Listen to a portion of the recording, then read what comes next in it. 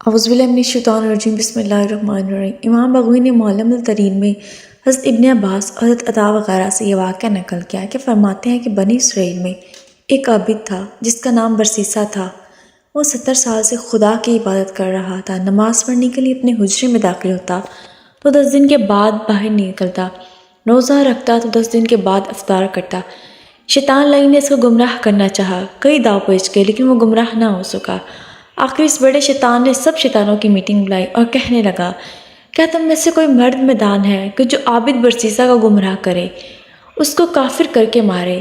اس شیطان جس کا نام عبید تھا، اس نے کہا، اس کا گمراہ کرنا ایک معمولی بات ہے۔ اس نے گمراہ کرنے کا کام اپنے ذمہ لیا اور وہاں سے رخصت ہوا اور عابد برسیسا کے پاس جا کے تھوڑے ہی فاصلے پر اپنا ڈیرا جمایا اور ریاکارانہ طور پر عبادت میں مشغول ہو گیا، اور 40 دن کے بعد نماز اور روزہ سے فارغ ہوتا ہے۔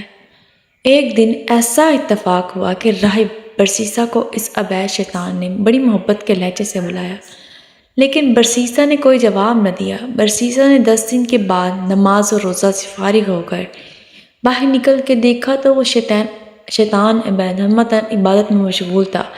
اس کے دل میں اپنے ہم جنس ہونے کے خیال سے رحم آیا اور اس کے ساتھ گفتگو کرنے لگا اور کہنے لگا، بھائی معاف فرمانا، میں عبادت میں مشغول تھا اس لیے جواب نہیں دے سکا۔ اب فرمایا آپ کی خواہش کیا ہے؟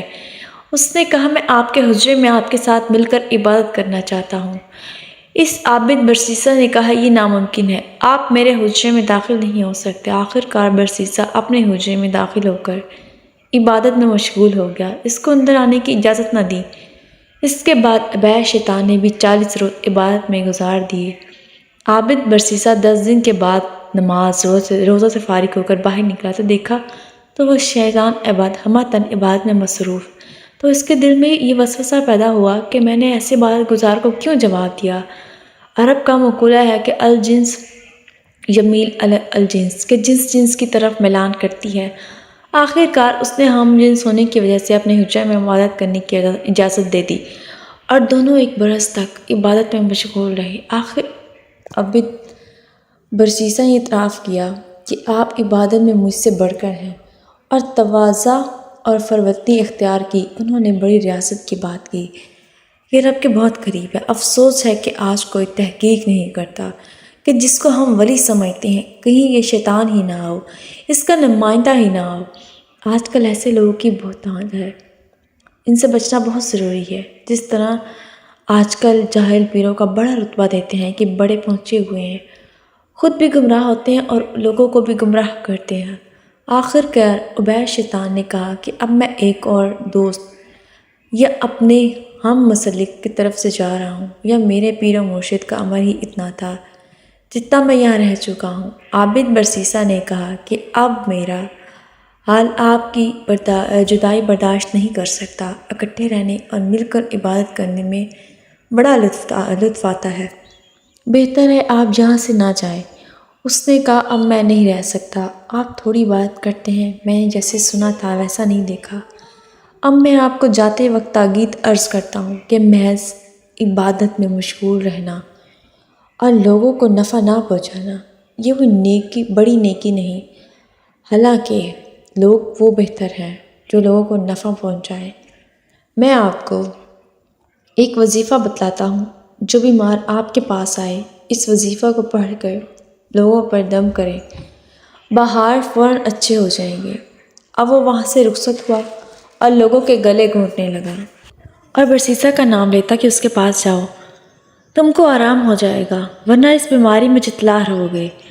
لوگ برسیسا کے پاس جاتے تو آرام ہو جاتا۔ آخر کار اس نے ایک شہزادی کا جا کر گلا گھونٹا۔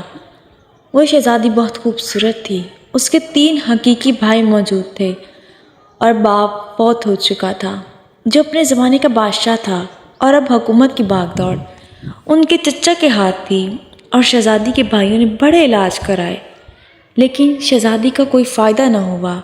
جھاڑ پھونک کرنے والے بہت آئے لیکن روز بروز مرض بڑھتا گیا، دم وغیرہ سے کوئی آرام نہ آیا۔ آخر وہ عبید شیطان ان کے پاس آیا اور کہنے لگا، برسیسا ولی کے پاس اس کو لے جاؤ اور اس سے دم کرواؤ، بالکل ٹھیک ہو جائے گی، ورنہ اسی حالت میں رہے گی۔ ادھر عابد برسیسا لوگوں کے آنے جانے سے بڑی پرہیز کرتا تھا اور مخلوقات سے نفرت کرتا تھا، لیکن لوگوں کی آمد و رفت شروع ہوئی اور ابے شیطان نے اپنے بڑے شیطان کو مبارکباد دی کہ میں نے برسیسا کو گمراہ کر دیا۔ آخر ایک دن وہ اس بیمار شہزادی کو برسیسا کے پاس لائے اور اس سے دم کروایا۔ وہ تندرست ہو گئی۔ بڑا عرصے کے بعد شیطان نے اس کا پھر گلا گھونٹا تو شیطان عبید نے ان کا کہا کہ اس کا ولی برسیسا کے پاس لے جاؤ تو تندرست ہوگی، ورنہ پھر شہزادی کو برسیسا کے پاس لائے اور وہ تندرست ہو گئی۔ چند دنوں کے بعد پھر شیطان نے گلا گھونٹا اور انسانی شکل بن کر پھر اس نے مشورہ دیا کہ اس کو برسیسا کے پاس لے جاؤ، دم کراؤ تو صحت یاب ہوگی، ورنہ نہیں، اور مشورہ دیا کہ بہتر ہے کہ یہ ولی کے حجرے کے پاس ایک عمدہ کمرہ بناؤ اور شہزادی کو وہیں ٹھہراؤ۔ وہ کمرہ بنانے سے انکار کرے تو تم ضرور بناؤ، ورنہ شہزادی کی یہی حالت رہے گی۔ آخر ان کے پاس حکومت تھی، انہوں نے وہاں ایک کمرہ بنا دیا اور شہزادی کو وہاں چھوڑ دیا۔ 10 دن آرام رہتا اور عابد 10 دن کے بعد اپنے معمول پر اثرتا اور دم کرتا اور 10 دن آرام رہتا، پھر 10 دن کے بعد وہی حالت ہو جاتی۔ آخر ایک دن ایسا اتفاق ہوا کہ عابد برسیسا کی نظر شہزادی پر جا پڑی۔ وہ بہت خوبصورت تھی۔ شیطان نے وسوسہ ڈالا کہ کیسی خوبصورت عورت ہے، اس کا مزہ اڑاؤ، پھر توبہ کر لینا، خدا کی مغفرت وسیع ہے۔ آخر ولی نے اس کا وسوسہ قبول کر لیا اور اس شہزادی سے اس نے مزہ اڑایا اور پھر مسلسل اڑاتا رہا۔ اس شہزادی کو حمل ٹھہرا۔ پھر شیطان نے وسوسہ ڈالا کہ اب اس کو قتل کر کے کہیں جنگل میں دفن کر دو، ورنہ تمہاری تمام شہروں اور دیہاتوں میں یہ خبر پھیل جائے گی کہ برسیسا ولی نے ایک عورت کو حمل کر دیا۔ بڑی رسوائی ہو گئی۔ اب اس ولی نے شیطان کا وسوسہ قبول کر کے اس کو قتل کر دیا اور کہیں جنگل میں کسی پہاڑ کے دامن میں اس کو دفن کر دیا۔ اب ابے شیطان شہزادی کے تینوں بھائیوں کو خواب میں ملا اور کہا کہ آپ کی بہن کے ساتھ برسیسا نے بدفعلی کر کے اس کے قتل کر کے کہیں جنگل میں دفن کر دیا ہے۔ وہ آپس میں ایک دوسرے سے کہنے لگے یہ خواب آیا ہے۔ آخر وہ عابد کے پاس آئے اور شہزادی کے متعلق پوچھا۔ وہ کہاں گئی؟ عابد نے کہا اس کو جن اٹھا کر لے گیا۔ انہوں نے تسلیم کر لیا اور شرمندہ ہوئے کہ ہم نے بے گناہ ولی پر تہمت لگائی۔ انہوں نے تسلیم کر لیا اور شرمندہ ہوئے کہ ہم نے بے گناہ ولی پر تہمت لگائی۔ ادھر شیطان پھر دوبارہ شہزادی کے بھائیوں کو خواب میں ملا اور کہنے لگا فلاں ویرانے اور فلاں پہاڑ کے پاس وہ مدفون ہے۔ پورا پتہ اور پوری نشاندہی کی۔ انہوں نے آن کر دیکھا تو سچ مچ قبر پہاڑ کے پاس ہے اور کپڑے کا ایک دامن جو شیطان نے دفن کرتے وقت باہر رکھا تھا وہ نظر آ رہا تھا۔ قبر کی پوری تفتیش کی تو میت حاملہ نکلی۔ خبر پھیلنے پر پولیس نے راہب برسیسا کے حجرے کو گرا دیا، خوب مار پیٹا، زنجیروں میں جکڑ کر عدالت کے روبرو پیش کیا۔ یہاں شیطان نے برسیسا کے دل میں وسوسہ ڈالا کہ اب عدالت میں سچ سچ بولنا، جھوٹ نہ بولنا، گناہ پر گناہ اچھا نہیں۔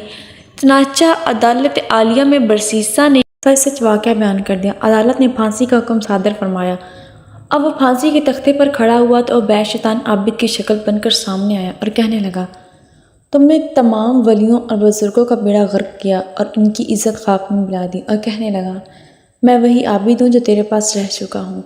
برسیسا نے کہا اب کوئی بچنے کی صورت ہے یا نہیں؟ اس نے کہا مجھے سجدہ کر تو میں تجھ کو بچا لوں گا۔ برسیسا نے اس کو سجدہ کیا تو وہ کہنے لگا میں عابد نہیں، میں شیطان ہوں۔ میرا مطلب و مقصد یہی تھا کہ میں تجھ کو کافر کر کے ماروں۔ اب حکومت نے اس کو پھانسی دے دی، وہ کافر ہو کر مر گیا۔ مقام عبرت ہے اگر سجدہ بغیر اللہ نہ کرتا تو دوسرا گناہ اگر اللہ چاہتا تو معاف کر دیتا، اگر شرک نہ کرتا تو معافی کی امید تھی۔ اب اس کا خاتمہ کفر پر ہوا اور جہنم رسید ہوا۔ انا للہ و انا الیہ راجعون۔ امید کرتی ہوں آپ کو آج کی ویڈیو پسند آئی ہوگی۔ اگر آپ کو آج کی ویڈیو پسند آئی ہے تو پلیز لائک کیجیے گا and subscribe my channel. Thanks for supporting me. ملتے ہیں نیکسٹ ویڈیو میں، تب تک کے لیے اللہ حافظ، خیال رکھیے گا، جزاک اللہ۔